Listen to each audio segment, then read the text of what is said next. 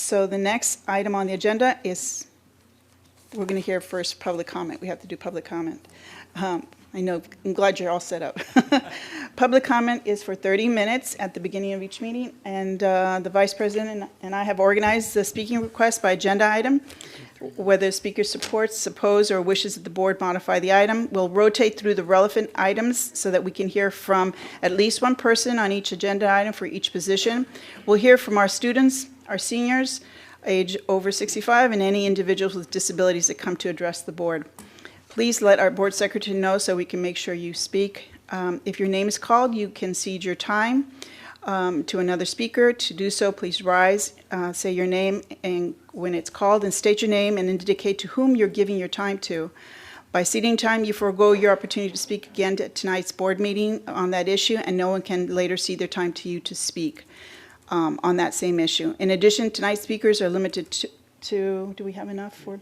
We have 3 minutes. We have enough for 3 minutes. And as the president of the board, it's my discretion to allow for extra time for those who need translations or have other speech needs. When there's 1 minute left, the light on the lectern will turn yellow, and when your time has elapsed, the light will turn red, and you will be here beeping. If you're still speaking when your time is up, you're allowed to finish your sentence. Please do not try to speak beyond your 3 minutes. We understand that there are really important issues about which many people feel very passionate about. However, in order to make sure and be fair to all the speakers, we ask you to please stop, and we'll have to ask the mic be turned off if necessary. Please do not take it personally, nor go beyond the time allotted to you as you take away time from other speakers. It is our goal to be respectful to everyone, and I ask that the same of you to the board, which means please do not use swear words or language that is profane, or sometimes we have in the audience children and youth. We ask everyone to practice in public a respectful way of getting your message across. Remember, these videos are online for eternity. We will hear from as many as we can for the 30 minutes, and we'll hold to 30 minutes only. That's why we've been doing this all this year, and we're going to hold what we practiced at other board meetings since December last year. The public oftentimes comes out to show their support for the speaker or the topic. You're welcome to stand up and show your support that way.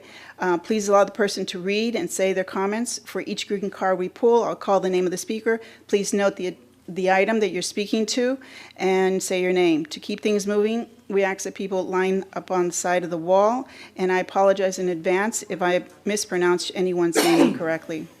On behalf of the board, we respectfully look forward to hearing from your comments. Please note that we have at the end of the board meeting also time for public comment. It might come at 10:30 or 11 o'clock, an opportunity for you to speak to the board again. You're also welcome to stay on to write to us at boardofed@berkeley.net. Finally, other than thanking each of the public members that come to speak to the board, please do not take it personally, but all board members have computers and are working, taking notes, sometimes to refer to our staff and sometimes to talk to our superintendent later on about that item. Board members, we take very seriously the community has made time to come out to the board meeting instead of being with your family and the comfort of your home. So thank you very much for coming, and so now we'll start. Thank you guys, thank you guys that you barely knew this, that you just got her in class. I am so happy that she's in class, and why you guys did it so late? Yes. You shouldn't do it right now, the first time. I didn't like it when the third time. Next time you better listen to us.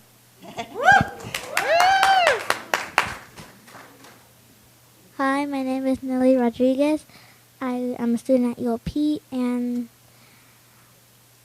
I'm really happy that Ms. Felarca is back in her class, and I'm just wondering why you guys taking away the special programs and going to people's houses, like, is your family from blah, blah, blah and stuff. You should not be asking them these questions because it's their business. It's not your business. And because everybody's different. Everybody's Latina, everybody's Latino, everybody's African American. Like, you have to respect that. You can't just go to African American houses and Latinos houses and say, "Oh, do you live in Berkeley?" or something like that. And that's not right what you guys are doing. And that's all I have to say. Isis Farrell. I'm a BHS parent. First, thank you for finally reinstating Yvette Felarca. She never should have been removed from her classroom in the first place. She and her students are owed an apology for how they have been treated in this disgraceful McCarthy-like witch hunt. I take offense at the recent statement sent out by the president and superintendent, suggesting that we're merely speculating that this has been connected to Ms. Felarca's participation in the anti-fascist protest in Sacramento. 3 days after Sacramento, the terror threats against her and the school, you made it clear you were going to investigate her and take disciplinary measures. The only voices against Ms. Felarca have been based on Sacramento, including those of neo-Nazis involved in the violence there. What I've seen in the district in the last few months has been shocking. The lack of compassion for a teacher who was stabbed, theft of wages for leave days approved long ago, violations of labor and civil rights and academic freedom, harassment and intimidation of immigrant students, and children deprived of a consistent and empowering learning environment. And this in Berkeley, home of the free speech movement, early desegregation of schools, not just across racial and economic lines, but also for people with disabilities, a sanctuary city for immigrants that vows not to cooperate with ICE, home of 3 schools named after civil rights leaders, Rosa Parks, Dr. King, and Malcolm X. More shocking is that this is not an isolated case, but a pattern of abuse of teachers and students and gentrification of our schools. I knew it was bad when I witnessed the district's weak response to those racist terror threats at Berkeley High, but now we know just how bad it really is.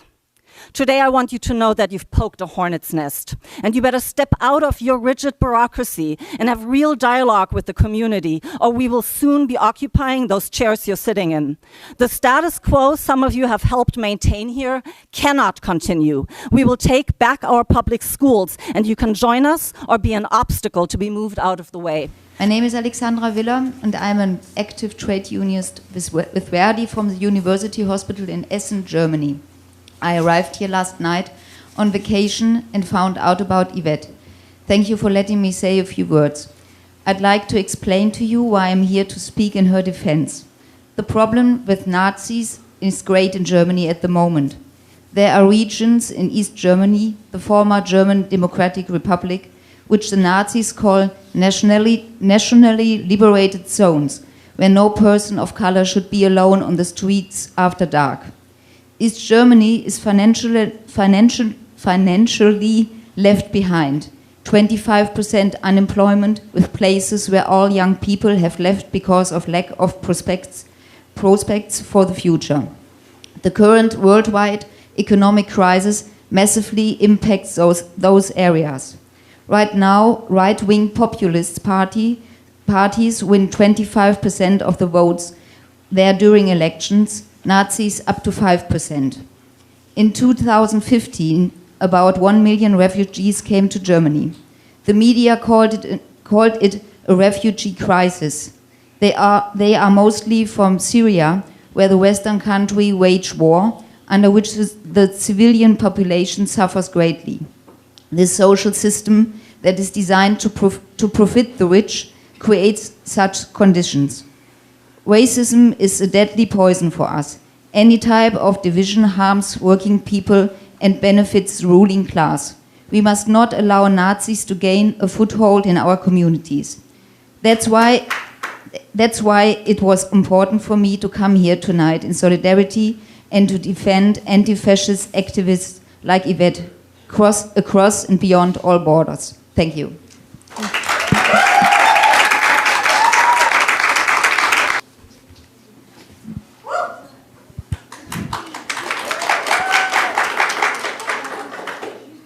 I'm Yvette Felarca. I'm a teacher at Martin Luther King Middle School and spent my first day back in class for the first time in 6 weeks.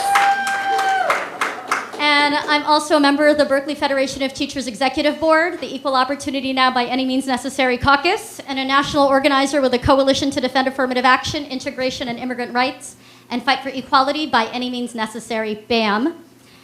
And I want to thank the movement that's been built here in this community, made up of students and parents and community members, teachers, instructional assistants, custodians, SSO officers, other school workers, school secretaries, that's come out in defense of me, and more than that, in defense of the future of public education in the city of Berkeley. It's this movement that won this victory today, and it's absolutely a victory for all of us. It belongs to everyone. So thank you to everyone here who supported, everyone here who's been listening, who sent more than 50 emails and letters, the organizations that sent solidarity, people who've contributed money or sat in on office hours with school board members, who made phone calls, who expressed your personal support to me. This has not been easy, but it was absolutely worth it to make this fight, because this is a victory not just for me to get back into my classroom. This is a victory against racism and violent Nazis and fascists who try to intimidate and bully anti-racist civil rights organizers like myself. This is a victory against the ways in which even Democrats continue to cede to the right wing and give in to their demands rather than take a stand and stand on principle. And it's really a victory for this movement to make sure that we set the agenda in reality and that we fight and we keep fighting until we win. But this victory isn't over, and I want to speak in support of other school workers, teachers, and other school workers who continue to face harassment and abuse and discrimination. Mine is not the first case. Mine will not be the last case, but it should be. But what we have now is a movement that can take a stand and fight and defend them. I would like to speak in support of my coworkers, especially Linda Clark, who's a special education teacher, who's taught for 12 years, providing support to special education students and mainstream students in the after-school homework program.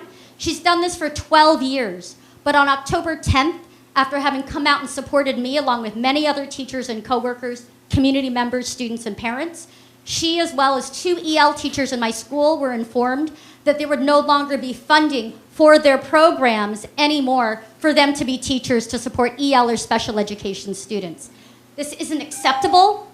The 2 EL teachers have gotten their funding back, but Ms. Clark has not, and her students need her. She modifies the assignments for them in the homework clubs. She has a right to defend me and other teachers. There should be no retaliation or retribution, and I want you to know that the victory that we won with me today will continue, and we will defend Ms. Clark and anybody else in our schools, students, workers, community members, or parents, to stand up for public education in Berkeley. Thank you. Thank you. Hello, my name is Sarah Romero. I'm going to give a speech on behalf of Blue, who couldn't be here today. Today, I'd like to talk about determination and teamwork. By working together, we have won. It wasn't easy, but by teamwork, we got Ms. Felarca back to her classroom. I've been working on this speech for a long time to get it ready for this occasion. Even though we completed this challenge, we are not done yet. There is still a lot more challenges coming. Like Lincoln once said, the mission is done, but it's still more to come. So we'll be prepared, work together, and with determination and honesty, we will win. Thank you. Thank you. My name is Eugene Rule. It's spelled with a Y and that's silent, so it rhymes with cool. Thank you. And I'm with Veterans for Peace, and I'm the president of the East Bay chapter of Veterans for Peace. And we've been talking about this issue of Ms. Felarca and what seems to be some dubious things that have happened. And our chapter voted to have me come down here and express some of our concerns. We did send an email to the board. I think you got that, and I did get one response. And thank you. And thank you very much for putting Ms. Felarca back in the classroom where she belongs. So I think that's a victory and something that I can see that all of our students really appreciate that. But we still have continuing concerns about why this was done in the first place, why the actions, the interrogations of our students were undertaken, and the continuing what seems to be retribution for other faculty members who have supported her. So we have these continuing concerns, and I need to go back to our chapter and discuss the case more on the basis of what's happening now. We are a democratic chapter. We like to talk about these things with all the facts. But I hope we can tell them that not only is Ms. Felarca back in the classroom, but that union rights and academic freedom are secure in Berkeley schools. Thank you. Thank you. Good evening, Berkeley. I'm Tanya Kapner. I work with the Coalition to Defend Affirmative Action, Integration, Immigrant Rights, and Fight for Equality by any means necessary. Proud to have worked with Ms. Felarca in fighting racism for many years. And I want to thank Yvette Felarca for being such a determined leader and this community, and particularly the students, for standing together and taking leadership for our rights. I think that this victory of Ms. Felarca back in the classroom today is an important victory for teachers' rights across the state and across the nation, and it's an important victory for the right to fight racism as an employee of a public school district and to stand up with the community for immigrant rights and against racial profiling. And I just really want to second the nature of the chant that the students came up with and were chanting before the meeting, which is Ms. Felarca back in class, victory but not the last. That's what the students were saying, and they very much mean this, because the right to an equal quality public education is at stake if it takes 6 weeks of determined fighting, of organization after organization, of students calling in from Mexico City, of former students standing up against racist interrogations, asking where their families are from, and all of this and all the letters and everything. It took 6 weeks to get her back, and she's back, and that's a very important start. But I just want to say to everybody out there in Berkeley, something like 51% of Americans fear violence at the election polls this election next Tuesday. Okay, we need to build a movement against Trump's racist vision, and we need Berkeley to be at the front as it has been historically. And I think this community has made very clear over the last month and a half in the fight to defend Ms. Felarca's rights to academic freedom and to be a civil rights activist and to be an excellent teacher that speaks the truth, including the right of immigrant students to have a quality education. Berkeley is at the front, but we've got to maintain that, and we've got to fight. We've got to not let, Donald Trump supporters try to bully or threaten us anymore. And if they come out, we will come out to stop them. And I just think that the question of students' rights is key, that we've got to defend the English language learner programs. As the students said, people have a right to go to the Berkeley schools. We don't want to see any kind of racial profiling, home visits, questioning people. We don't want to see tracking in the schools. We don't want to see privatization. We want to see union rights. I'm very glad that the BFT, is continuing the grievance to get back the pay that was stolen from Ms. Felarca. And we want to see the right to free speech for progressive people not be under attack. We want to see the right to stand up in self-defense against knife-wielding Nazis be something that this community, as it's shown in the fight over the last month and a half, maintains and continues to be proud of. That we stand for equality, that we stand with this being the first voluntary desegregation plan in the nation, and that we won't accept changes to that. That Berkeley will stay a sanctuary city, will not be stand-ins for the ICE, but will stand with undocumented students for their rights to a quality education. So victory, but not the last. Thank you, Berkeley community. Thank you, Yvette, for being so determined. Let's keep building this fight. Let's win more. Woo! I'm part of the Equal Opportunity Now by Any Means Necessary Civil Rights Committee and caucus in the union. I'm a special education teacher in Oakland. Yvette Felarca is back in her classroom because of the movement of students, teachers, parents, community members to fight for her, and for their own right and dignity. Yvette Felarca was brave in confronting the Nazis in Sacramento and standing up for her students, for the Black Latino community, against the racist violence. The community, the students, first and foremost, the teachers, the parents, everyone who's come out in support of her are brave for taking a stand to make Berkeley stand on its proudest history as a progressive community who does not just talk the talk, but actually stands on its principles and walks the walk. I congratulate everyone who's been part of this campaign on this victory. These victories are especially important in this volatile period with Donald Trump's misogynistic, racist, anti-immigrant campaign emboldening a whole sector of the society to launch attacks on our communities and on the ideals of the civil rights movement. We're fighting not just for Ms. Felarca's right to be in the classroom, and we're standing on that victory, but we need to take on all of the attacks on teachers, on students that are waged, that have characterized this district's behavior, the district administration's behavior over the past period. Ms. Clark, who's been referenced, a special education teacher, who has been told after she spoke out here, days later, that she's worked for 12 years in the program, is suddenly told that the funding is no longer available for her after-school program. The students who have themselves raised the ways in which they were called out of class and interrogated about their family's background and what language they speak at home. This is not acceptable, and we are going to stand for those students, for those teachers, for the rights for free speech, and to organize for progress and against racism. Our movement was going to go forward from here. We've shown that it's those who have come forward now, who have come forward in this movement, who are the real leaders for Berkeley, for the schools in Berkeley, for public education, for the young people, and we will move forward from here to lead in the fight that needs to be made. There's one more. John? We shared a little bit of Roxana and Nellie's time, and they took up very little of their time. I'm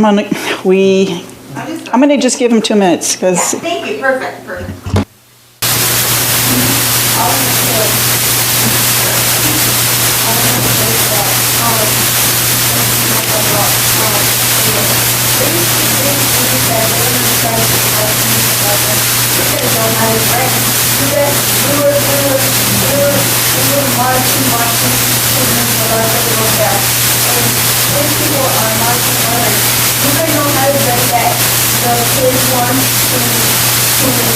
Have a good education.